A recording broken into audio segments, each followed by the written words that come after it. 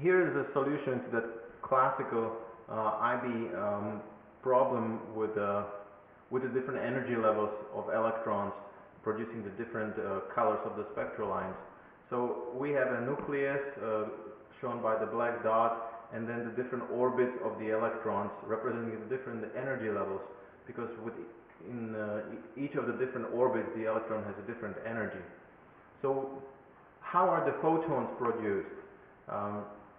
The electrons are more stable. It turns out they're more stable the lower their energy is, or on a lower orbit the electrons are more stable. Exactly what that means I'm not really sure. But when an electron is jumping from the upper orbit to a lower orbit, it loses some energy. I guess the lowest energy state is the most stable one, for whatever reason. So when the electron is jumping down the energy levels, that's when the photons are released.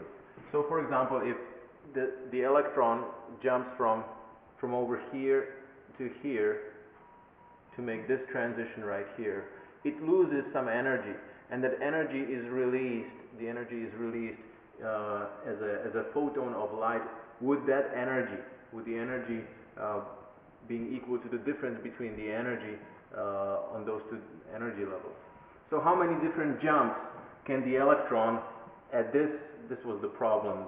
The electron is jumping from this level down. It says that light is produced, not that it's absorbed, but produced. If it's produced, that means the electron is jumping down, and then the energy is released in form of the light taken away by the photon. So how many different jumps can this electron do where this right here is the lowest energy state? Well, let's count. It could jump from here to here, so that's one photon. It could also jump from here to this energy level, that's the second photon, and it could jump from here to the lowest energy level, so that's the third photon. But an electron on this orbit, so once the photon is jumping from here to here, then it could continue to jump from here. So this right here will represent a fourth photon release, or it could go over here, which would be a fifth photon release.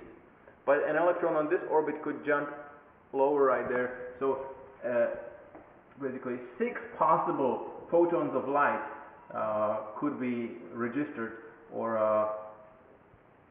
in the spectral line of this atom, the electron being here, jumping all the way down there, could be represented by 6 different spectral lines.